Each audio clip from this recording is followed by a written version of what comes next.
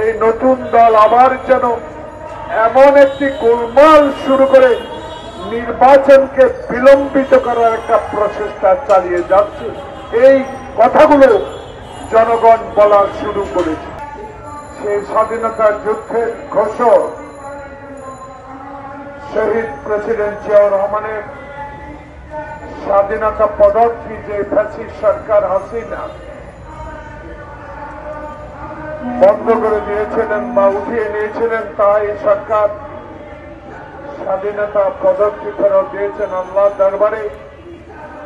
এই জোহরের নামাজের আগে আল্লাহর কাছে আমরা বিএনপির যারা দীর্ঘদিন রাজপথে থেকে শহীদ জিয়ার আদর্শ, খালেদা জিয়ার আপসী নেতৃত্ব এবং তারেক রহমানের 16 বছরের যে সকল দাবি দেওয়া নিয়ে রাজপথে আন্দোলনে জেল জুলুম খুন সহ্য করে আছে, আল্লাহর দরবারে সকলে এই সরকারের কাছে সরকারকে দোয়া জানাচ্ছে আপনাদের মাধ্যমে। প্রিয় বন্ধুগণ, বক্তব্য দীর্ঘায়িত না, পবিত্র রমজান মাস। আরেকটি বিষয় উল্লেখ করা প্রয়োজন। এই মুহূর্তে সরকার পবিত্র মাহে রমজান উপলক্ষে বাংলাদেশের গরিব মানুষ, মেহনতি মানুষ, যারা কষ্ট করে জীবন নির্বাহ করে থাকেন, যারা বিগত 16 বছরে ফ্যাসিস্ট হাসিনা সরকারের আমলে সুখে জীবন যাপন করতে পারেন নাই, তারা এই মাসে কিছুটা হলেও এই সরকারের আমলে এই রমজান মাসে কিছুটা হলেও স্বস্তি ভোগ করতেছেন বলে আমি এই সরকারকে ধন্যবাদ জানাই। কিন্তু সাথে সাথে ধর্ষণ নিয়ে সারা বাংলাদেশে যে অগ্নি ছড়া বক্তব্য, সারা দেশে মানববন্ধন, অবস্থান, কর্মসূচি, এই বিষয়টুকু সরকার আরো সন্তুষ্টির সহিত যদি ব্যবস্থা গ্রহণ করতেন, মানুষ খুশি হতো। এই সরকারের কাছে দাবি আমাদের বেশি দাবি পেশ করার বিষয় নয়। এই সরকার ছাত্র জনতার বিপ্লবের আন্দোলনের সরকার। এই সরকার বিগত 16 বছর তারেক রহমানের নির্দেশে আন্দোলন সংগ্রামের সফলতা এনে দেওয়ার সরকার।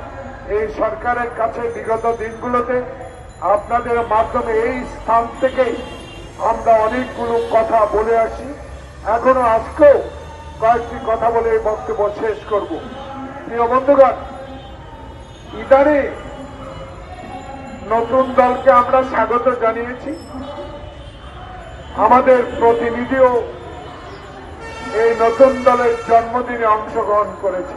একজন রাজনৈতিক কর্মী, মুক্তিযোদ্ধা হিসেবে স্বাগত জানাই, যাদের আন্দোলনের মধ্য দিয়ে বাংলাদেশে গণতন্ত্র প্রতিষ্ঠার আশা আমাদের মধ্যে জেগেছে।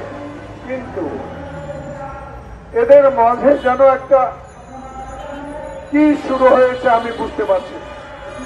দেশে যখন মানুষ একটি নির্বাচনের জন্য প্রস্তুতি নিচ্ছে, দেশের মানুষ যখন আন্দোলনরত ফ্যাসিস্ট হাসিনার বিরুদ্ধে যারা কথা বলে আন্দোলনকে সফল করেছে, যারা আয়নাগরে দীর্ঘদিন থেকে জেলে থেকে এই সরকারকে, ফ্যাসিস্ট সরকারকে বিদায় করেছে, এই নতুন দল আবার যেন এমন একটি গোলমাল শুরু করে নির্বাচনকে বিলম্বিত করার একটা প্রচেষ্টা চালিয়ে যাচ্ছে, এই কথাগুলো জনগণ বলা শুরু করেছে।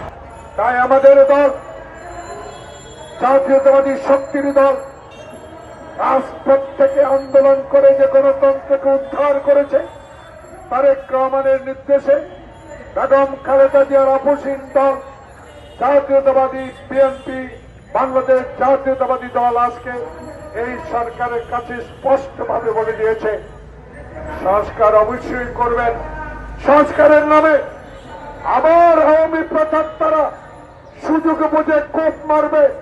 এটা থেকে বিরত থাকতে হলে আপনাকে অনতি বিলম্বে একটি নির্বাচনের ম্যাপ দেওয়া উচিত, রোড ম্যাপ দেওয়া উচিত। কিন্তু আমি বুঝতে পারি 72 বছর বয়সে জাতীয় প্রেস ক্লাবের সামনে থেকে আমার প্রিয় সাংবাদিক বন্ধুগণের মাধ্যমে এই সরকারের কর্ণগোচর করতে চাই। আওয়ামী লীগের শেখ হাসিনা কিন্তু পুলিশে রেখে নিয়োগ দিয়ে পদোন্নতি দিয়ে বাংলাদেশে মানুষের মানবাধিকার লঙ্ঘিত করেছে, বাংলাদেশের গণতন্ত্রকে জুতায় পিষ্ট করে দিয়েছে, রাস্তায় মানুষ পিটিয়েছে, খুন করেছে, মায়ের বুক খালি করেছে। সেই কথা আপনাদের মনে রাখতে হবে ডক্টর প্রফেসর মোহাম্মদ ইউনূস সাহেব। কারণ এই আওয়ামী লীগে প্রেতাত্মারা এখনো আপনার চারিপাশে।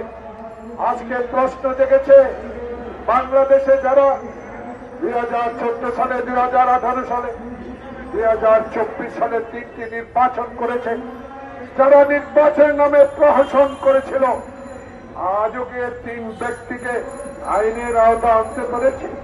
পারেন নাই।